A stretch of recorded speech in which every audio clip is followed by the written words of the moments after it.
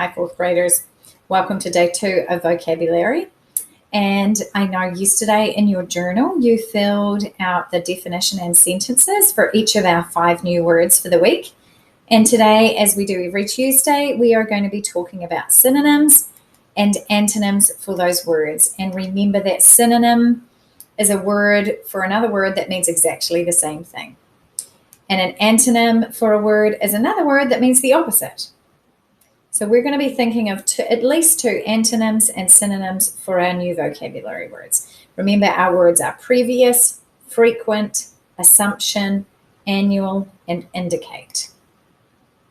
So for previous, which means going before or happening before, some synonyms might be, some things that mean the same as previous, might be former, was my former teacher, past, or earlier.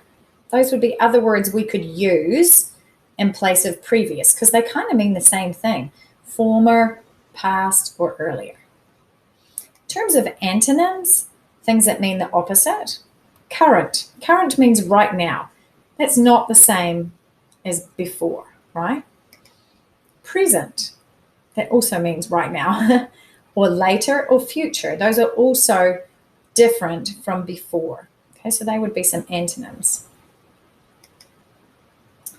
For frequent, which means happening often, you can see we've already got one filled in here, which is repeated.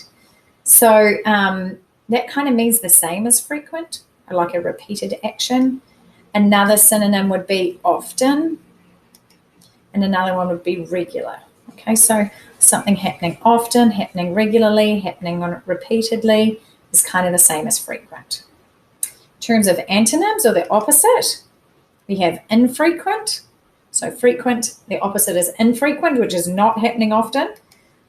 Occasional or rare. It's rare that happens, so it doesn't happen very often at all. Okay. Next word. You can see some of my animations haven't worked because we've got words already there on every page. That reminds me to go and check them better, doesn't it? Assumption is the belief that something is true. And some synonyms around assumption or things that mean the same thing might be hunch. I have a hunch that something is true. Or a belief. Or a guess. Okay? That would mean the same kind of a thing as an assumption. In terms of the opposite of that would be I doubt that something's true, or if something was unexpected or not predictable, it would not be an assumption. Okay, annual, occurring once per year, what would kind of be the same? Yearly. We might say it happens on a yearly basis. My birthday happens on a yearly basis, once a year. And an antonym, not happening once a year, might be happening weekly, happening daily, or even monthly, because it's not happening once per year. Okay, to indicate something or to point something out might also be to point, or to show, or to name something. Those things all kind of mean the same as indicate. The opposite of indicating something would be to hide something, or to conceal something. Those would be antonyms.